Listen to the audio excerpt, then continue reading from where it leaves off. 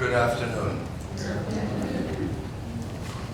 I can't resist taking this opportunity to draw your attention to the fact that the year 2014 is the 50th anniversary of the arrival in Lower Congo of myself and John Jensen.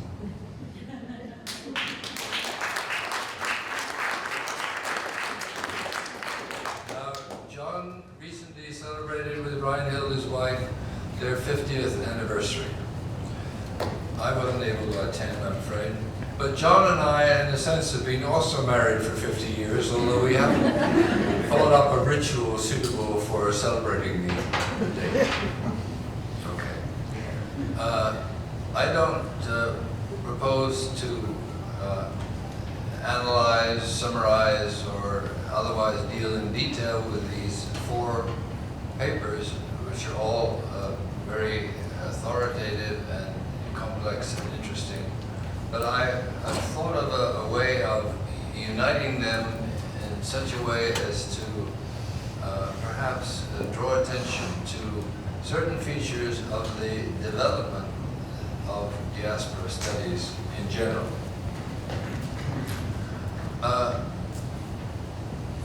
I believe the medieval scholastics are said to have worried a lot about how many angels might dance on the head of a pin. I'm amazed at how much history can dance on a peanut. I'm going to start with this peanut idea. The peanut is a Native American plant, and it crosses the Atlantic. We don't know what its name was in Native America, at least I don't. But by the time it got to Congo, it became Nguba. In a reverse direction, at some point, Nguba traveled back to the southern United States and became Goober.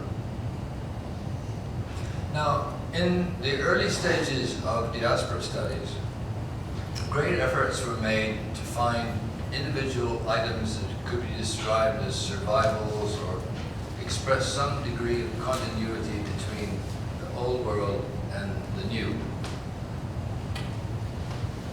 The problems with this are suggested by Jason Young, and in fact are well known. If you take an item which you have found somewhere in Guyana, Jamaica, South Carolina, and you choose a sufficiently large universe of data in Africa, you're bound to find a correspondence, or what seems to you to look like a correspondence. And this methodological rule that says you should not simply search a sufficiently large body of data, because you're bound to discover something that you are looking for. And if you take two large bodies of data, one on one side of the Atlantic and one on the other, you can find innumerable correspondences which are all products of your methodology. Faced with this, we have what is in social science a long-standing and not yet solved problem. On the one hand, we would like to be dealing with truth. We would like to be able to nail down facts. So, is this thing that we have found in Virginia, is it really Congo, or is it not really? Is it something else? We would like to have the verification of the Congo presence in Virginia. This, on the other hand, in the social sciences generally, you're dealing with human beings.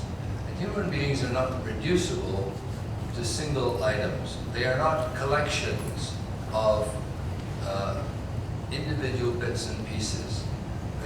Human beings and the life that they lead, the lifestyle, the way of life, is a constantly emerging and dynamic creativity which doesn't lend itself to quantification quantification is good, but it doesn't solve everything. So the reaction against, I think there's a reaction taking place, which I can describe somewhat as follows. This peanut, it arrives in Congo. It is now Nguba, but it really doesn't amount to much so far. We describe peanuts as trivia. That's peanuts. It becomes significant, it acquires value when it's incorporated in a stew, when it becomes Mwanganguba. And Mwanganguba is a recipe, but we don't know exactly what the recipe is. It's what your mother used to cook. It becomes not only nourishment for the body to enable you to survive through tomorrow, it becomes part of your sense of yourself. This is who we are. We eat this, among other things. And you never know quite what the value of the Nguba peanut is in that stew, because the recipe varies from one week to another. It depends who's cooking and what else is available and so on. Likewise, when the word Nguba comes back across the Atlantic, it joins an American vernacular. It becomes goober peas. But even that depends on who is using the word in what context, who is singing the song about eating goober peas. So words find their meaning not in isolation, not in the dictionary, but in the context of use by living human beings.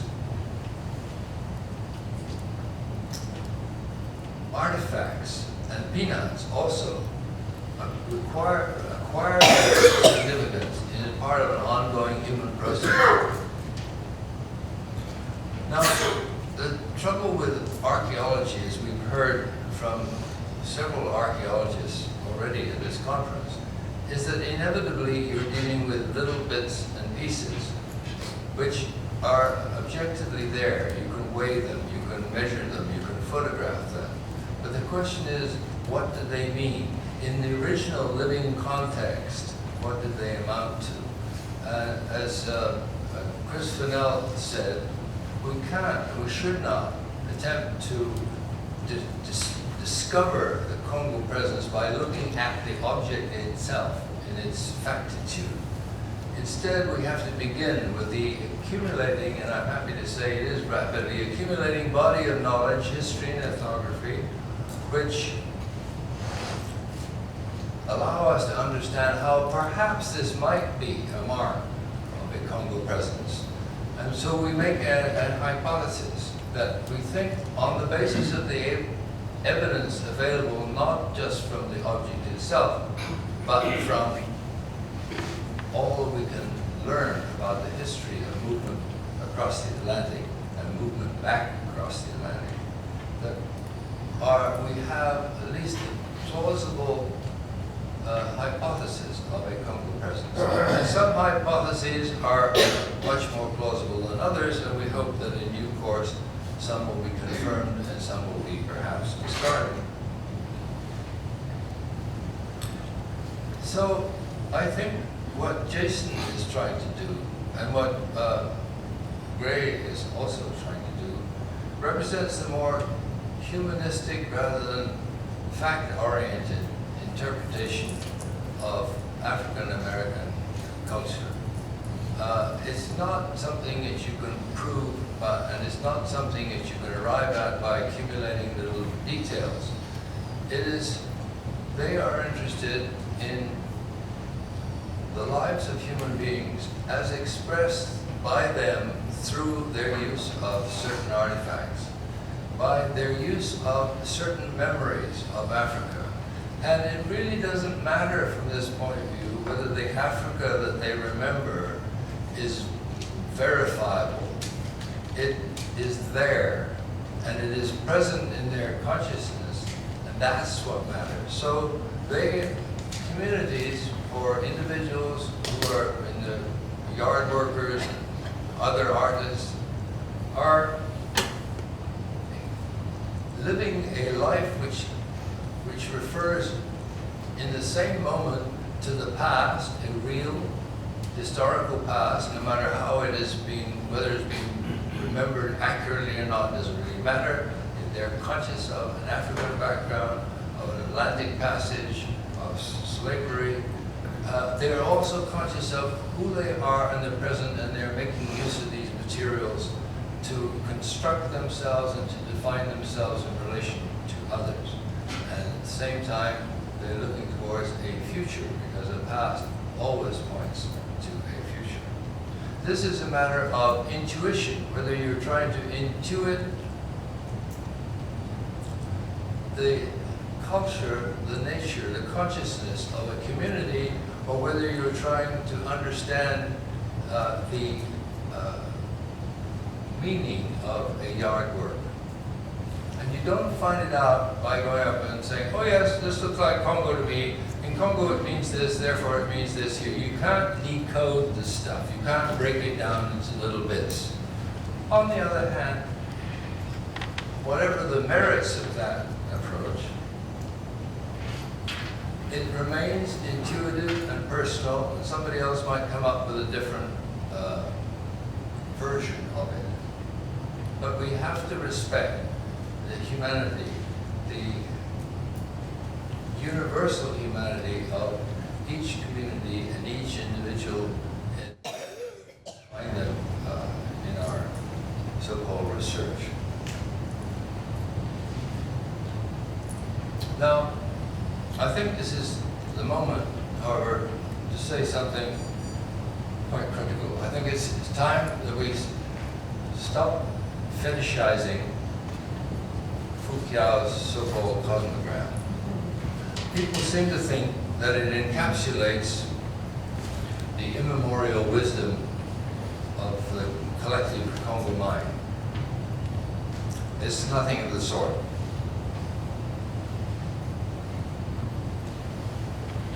In the first place, it's a report of certain ideas that were circulating in Lower Congo in the 1960s. After 50 years of colonial oppression and missionary intrusion, had replaced the invested chiefs with chef médaillés, and had reduced the great Mikisi such as Mbanza and Bunzi to a mere faded memory. And we know that at the beginning of the 20th century, the cosmology was much more complex, more interesting than Foucault suggests. Second point is that the whole cosmogram thing is a product of literacy. Literacy makes it possible for you to take a piece of paper, draw a diagram on it, and add words that explain all about it, give it an identity, give it meaning. So nobody before Foucault ever referred to this diagram as Tenwa Kandan Kongo or the Dikenga. To be sure, there were diagrams all over the place, and there were 3s and 4s. The prophet Mbadi Simon once interrupted the story he was telling me and said, everything comes in 3s and 4s. And it does. And my favorite example of that, a kind of instant cosmogram, is that John Jansen came to visit me where I was living, and after he'd gone home, one of my neighbors explained to another what it was all about. He said, there are 4 of them, 2 south of the river and 2 north of it. And when they've collected all this information, they will report back to their chief. So, yes, things come in 3 and 4s, but that doesn't mean to say that any given 4 has reference to, necessary reference to the 4 moments of the sun, which is another phrase that nobody had ever heard of before Thompson thought it up. Wonderful phrase. Okay, so scholars should pay attention to the critique of Foucault's original work by the only native speaker who has made such a critique, and that is Batsikama, whose grandson is here today. Yaya Batsikama was, like Foucault, a self-taught intellectual whose ideas about Kongo history and culture were quite idiosyncratic, but his critique of Foucault is right on the button. He said Foucault's approach is ahistorical in that he merges the contemporary with the ancient. He endows words with new meaning by inventing fantastic etymologies. His interpretations of Kongo culture are at variance with other people, what we learn from other indigenous sources. And he has a habit of translating French and later English expressions, concepts, into invented Kikongo phrases which give the impression that the related concept was embedded in Kongo consciousness all along.